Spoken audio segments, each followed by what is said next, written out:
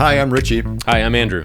And we're the hosts of the Well podcast. And in this show, we're going to talk about all things marketing related and the things that RA marketing can do for financial advisors, as well as what we're doing in our own financial advisory practices. Yeah, like Andrew said, we are both active financial advisors. So we're in the field doing what you guys do.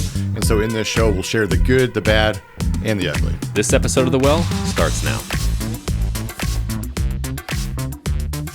All right, welcome back. Season 3. You're stuck with just me and Andrew today. Yep. We've probably just come off of a big run of a lot of really exciting content, but we've been teasing this for a while and finally going to get it to you. It's the AI episode. Ooh. What do you mean by get it to you? Take it however you want. Okay. Okay. All right. So AI. On that note, we'll move forward. Yeah. AI, man. I get excited about AI. I'm not gonna lie to you. I'm that guy who sees the shiny thing and I sign up for it and try it out every time. Yeah. I love the AI stuff going on in this industry. I think it's well needed. I think it's almost like when COVID happened and everything went online. Mm-hmm. People finally got used to like being online for stuff. That's how this is going. It's like finally this industry is adopting to some technology that I feel is way overdue. Yeah, I agree with you. And I think there's a lot of power that can be leveraged with AI for what we do as financial advisors and even what we do on the RA side. We'll talk about that maybe more in the future, what we've got rolling out there. But why don't we start with what are you personally using in PlanWise for, what tools are you using? How are you leveraging it? And I'll do the same. I don't know. What am I not using? That's probably the thing. Must be good. Hey, thank you to the team over there for the coffee. Boy mom today. And I'm Folgers, baby. Best part of waking up. Great cup of coffee. Yep. Oh, man. So, well, I guess first of all, 100% of people are using note takers now. Yeah. So and that's wild to me too, because if you look at that, those really only got released on a large scale a couple months ago. And now they feel very basic. If you don't have a note taker, what are you doing? Yeah, I remember when we first, I think it was Fathom that I used really early on. And it might have been Ethan that introduced me to it. And that was probably a year ago. And I remember apologizing to people like, oh, don't worry about that. That's just like when you get in a Zoom meeting, it's like, don't worry about that. It's just my note taker or whatever. And people were kind of like, now I don't even say anything. It's just my note taker's there and it is what it is. And everybody else has got their note taker in there too. Right. And it's just like the Zoom room went from 3 people to 7 people. You Yeah. got all these AI note takers in there. Yeah, because now even Zoom has their own note taker. If you use Microsoft Teams or you use... Who uses Teams? Well, I know. As soon as I said it, I'm like, why am I saying that? What's the Google one? Google Meets. Google Meets, yep. You have Gemini. Yep. Everybody uses ChatGPT, but yeah, so note takers is just that's how quick everything's moving right now. Mm-hmm. It went from nobody even knows it to if you don't have it, come on, what are you doing? Yeah, what are you it's doing? Basic. Yeah. So as far as note takers, I've used actually never used Fathom. I don't really know why. It was free, probably because it records the video, and owning the RIA, I'm a little nervous about doing that. I also don't have them. I don't know. I don't really. So a lot of the note takers now built for financial advisors, they don't actually record. They just notate. Yeah, they summarize. Yeah, summarize. So you don't really have to ask for permission to do it because it's not even really a transcript. Yeah. But anyway, so on that note, I started with, I think the first one was Zox. Mm-hmm. Are you using that one? I'm still using Zox. Yeah. Okay. I liked it. I mean, it was killer, especially from the gate. The price point is decent. Yeah. So long story short, I switched over to Jump. Mm-hmm. Have you tried that one? I have not tried that one. I like Jump better. A lot better. Huh. So check it out. Yeah. I think Zox was really, really good. I don't have any complaints by it. Mm-hmm. The FMO I'm with actually subsidizes the cost for Zox. So to me, that was a good, it made sense. But Jump, to me, the outputs are better. Yeah. Yeah, just much better. Summarize it. You actually get tables. Different headlines. I think the emails and kind of the follow-ups, the tasks and stuff kind of fit better. Yeah. It also integrates with my financial planning software. Oh, nice. So after the meeting, it'll say, hey, I recommend you update this in that software. Yeah. Pretty sharp. Yeah, that is good. That's good. I use Zox, and you can integrate with, so I use Orion, the Orion stack for all the planning software and whatnot, just because that's what the RA provides. And it does integrate with Orion. I've not gotten it to cooperate with Orion, and it does really well with Wealthbox, which I like, is it integrates there really, really well. But there's been a couple of hiccups recently with Zox that I'm like, I might start looking. I think that's at why. something else. So that's exactly why I ended up looking, because I had Zox, but it didn't record 2 meetings. I hit record, I saw it ticking, and then when the meeting's over, I go to it and it's gone. There's nothing there. Oh man, I was like, oh my God, because I don't know if you've run into this too, but with these note takers, I used to sit there, with my laptop, and I'm taking notes. I'm looking at them, asking a question, I'm taking notes. Well, now like it seems pointless to take notes because it's doing it for me. Like, so now it's much more. Let me just talk to them and interview them and ask questions as they come up, and I let the note taker do it. But in that situation, it didn't take the notes. And so now I'm like racking my brain. You know how my memory is. Like, come on, I don't know anything. Like, I can't remember stuff. So that was a problem that kind of pissed me off with Zox. Yeah. That's why I ended up looking toward Jump. And then also Jump does give you a full transcription. Oh, nice. Yeah. Just automatic download. So you can just take it, put it into whatever, and coach yourself, which is the other big thing I think everybody should do. And actually, I think Zox and Jump, they probably do it now. Yeah. If they don't, they will soon. I know Zox supposedly has its own coaching thing built in. I've not used that yet.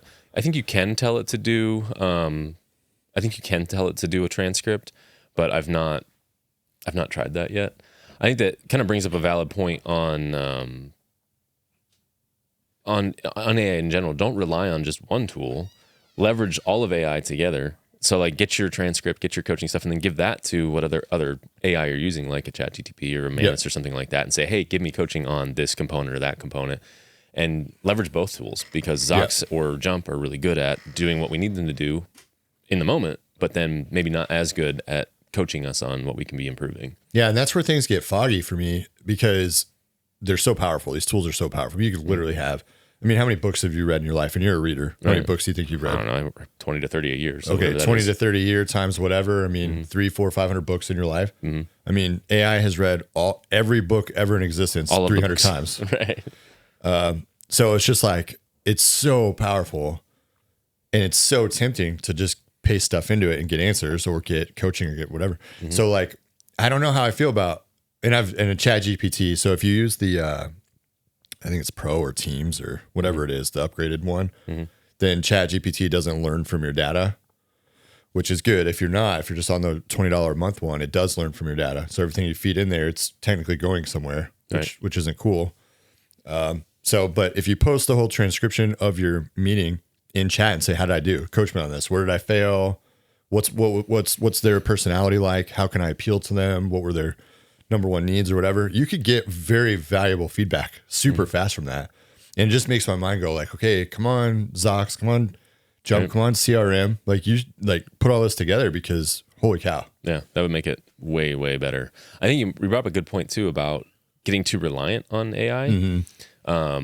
I still, even though I know I have Zox recording the meeting, so to speak, I will still take some notes, because I am afraid. Still, I still don't trust it. I learned from that. I'll do still taking a little bit of notes. But then it's like, why am I doing this? And a couple of times here recently, because this week I think I told you I had like 15 appointments, or it was ridiculous. I had so many appointments, and I'm like, yesterday evening I was looking through like my stack of papers that I have to go through. I'm like, I don't remember meeting this person. Yeah. Fortunately, for sure. Like Zox has all the meetings, and I'll be able to go back and read through those notes and kind of, okay, yeah, I remember this conversation now, and I'll be able to kind of piece things together.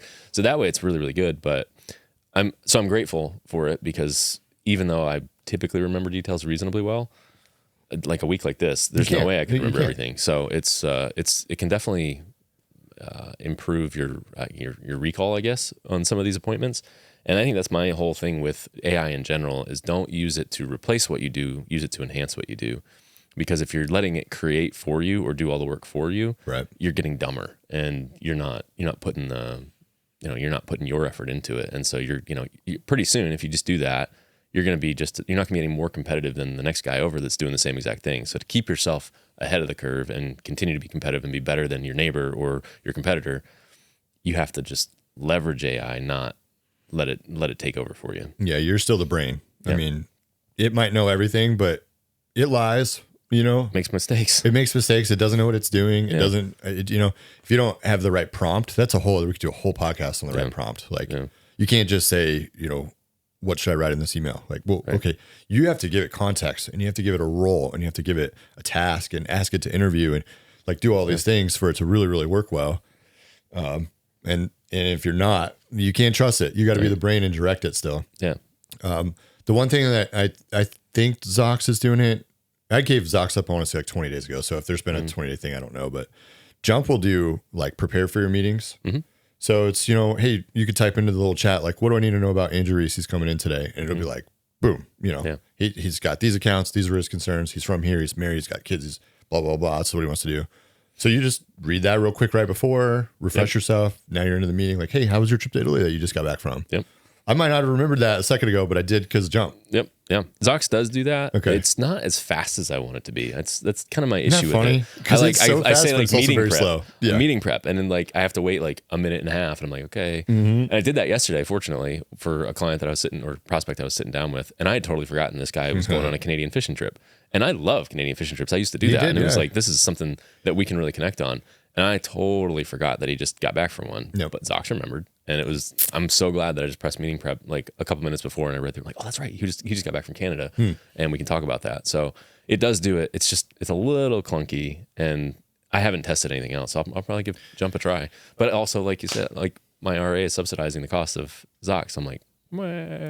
I know it's just too tempting. I mean, if you look at the cost, I think Jump right now is like 120. I think Zox is it's only another $20. Is it 100 for Zox? I think I'm paying 89 or something like that because it's subsidized. But I think the standard price is 100 or 120 as well. Right. So it's. I mean, if you look at like what's an hour of your time worth, it's a heck of a lot more than 120. Yeah. So sure. I mean, you pay that, it's like okay, 10 minutes of your time's worth. Like who cares? Yep. It's totally worth it. So I don't really care what the AI's cost. I'll pay them if it's good.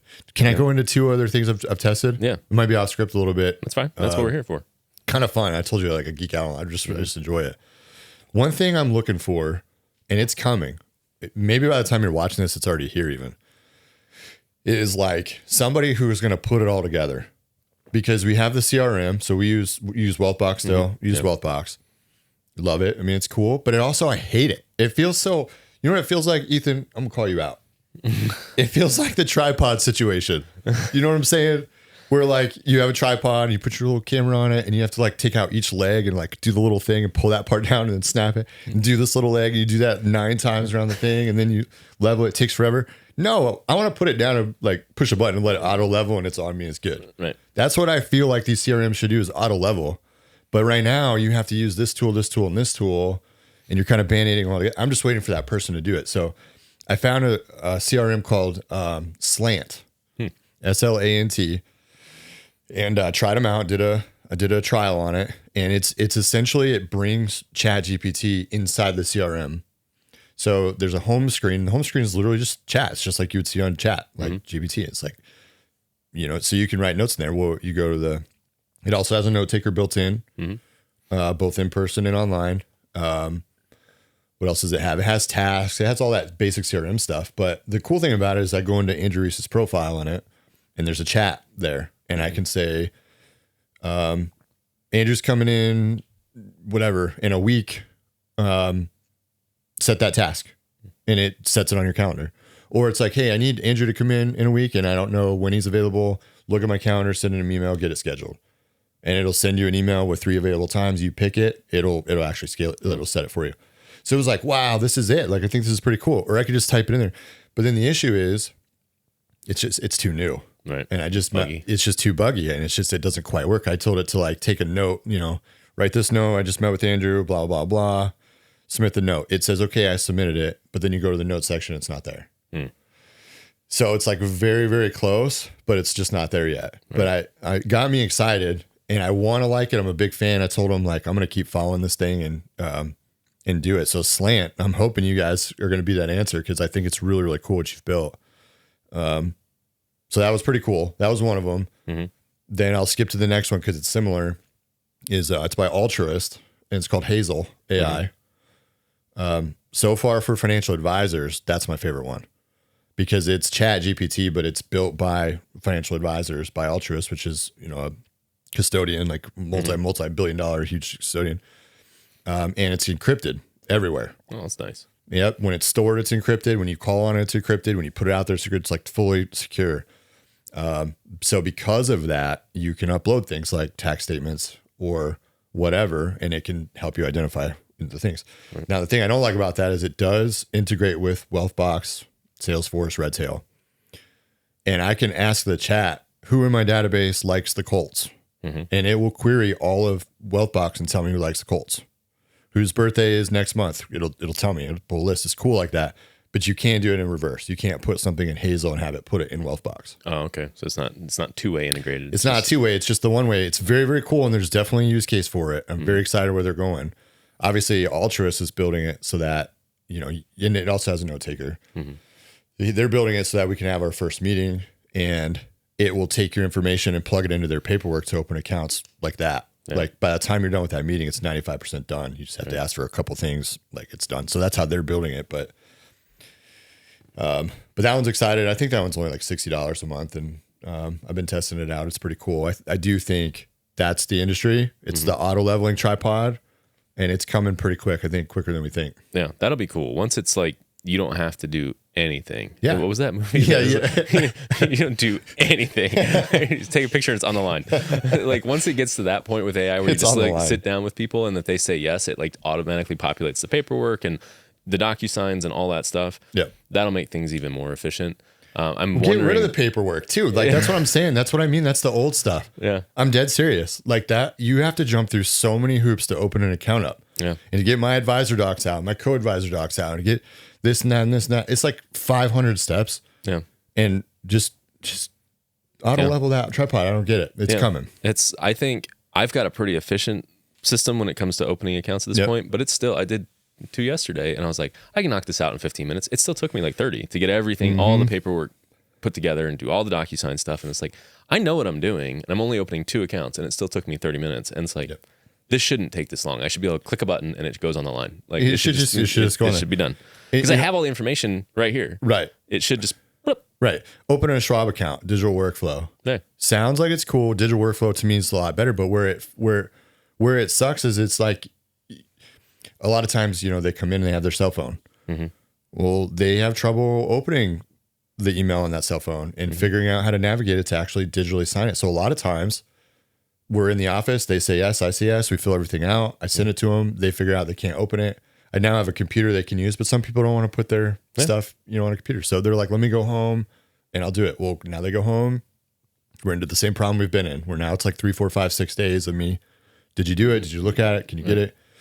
Just feels so old. Yeah. There's just got to be a better way than that. I think the issue, and it'll eventually, you're right, I think it'll get there. The issue is there's all these different like contending parties that want it to be their way. Like Schwab wants it their way. The RA wants it their way. The SEC wants it their way. The contra firms want it this way. And it's just like everybody has their own preferred method of whatever until it becomes kind of a ubiquitous system. Like we all agree that this is how it should be. Yep. All the systems are gonna be fighting with each other to I gotta have it this way. I gotta have this.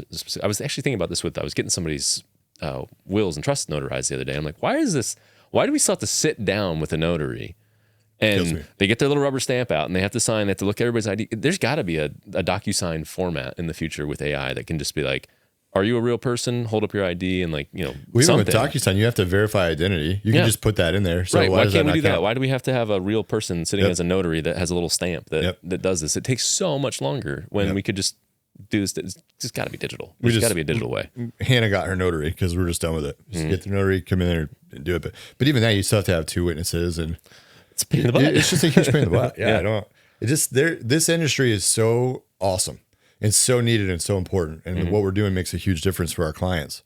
But it just is old. It's just time for it to come, and it's happening at a rapid pace. Even when we look at the stock market, like my opinion, like one of the only things keeping it going right now to all-time highs is AI. Yeah.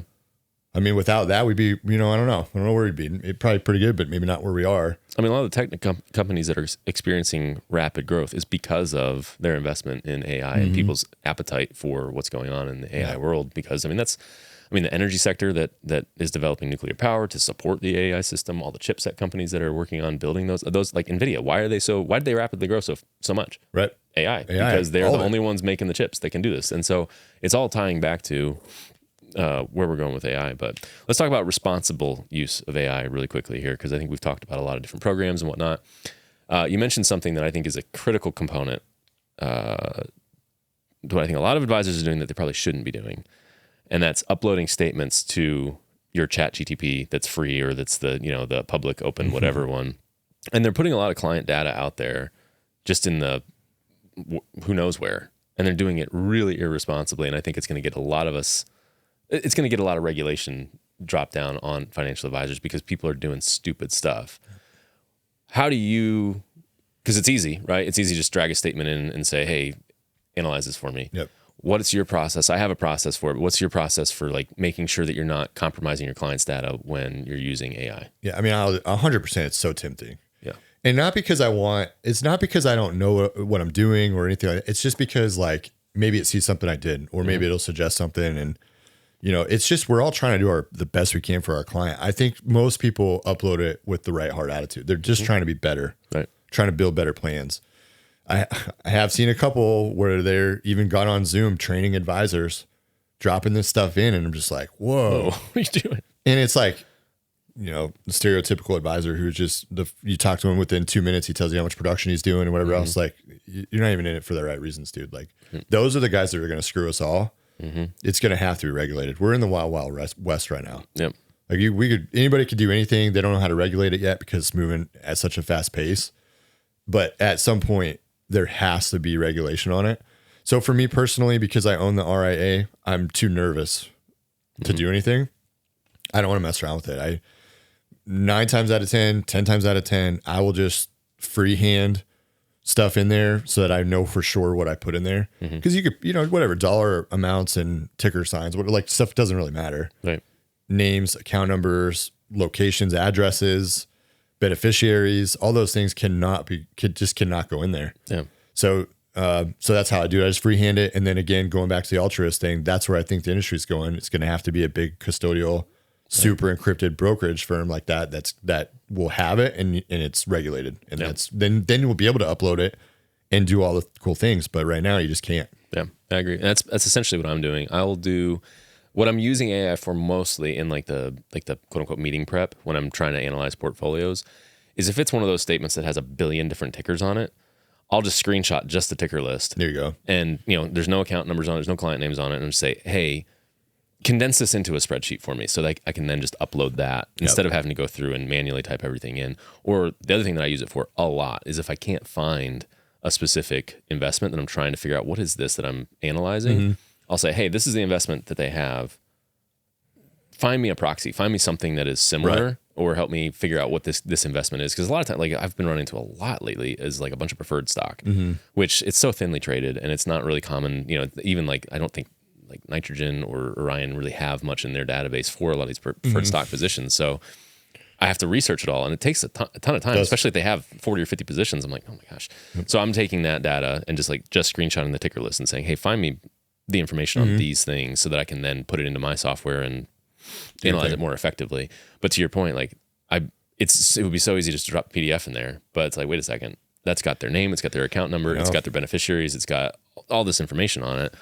I'm not excited about throwing that out. Even if I have the paid version that I believe to be secure, I don't want to do that. Can't do it. That's the same thing with like we were just talking at the very beginning of this conversation where you put your transcription in there and your notes and you say, coach me on this thing.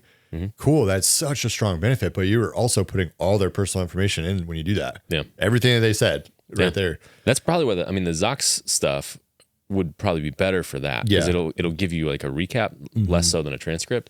And so it doesn't have like their social or even just within their house, they're liable now. So they're going to make sure that it's secure and you can feel more comfortable with you. But you cannot take anything out to any open AI, anything, right? Any of those Gronk or what do they have? Whatever, all of them, the Google ones, the Bing, Microsoft ones, whatever, can't do it. Yeah.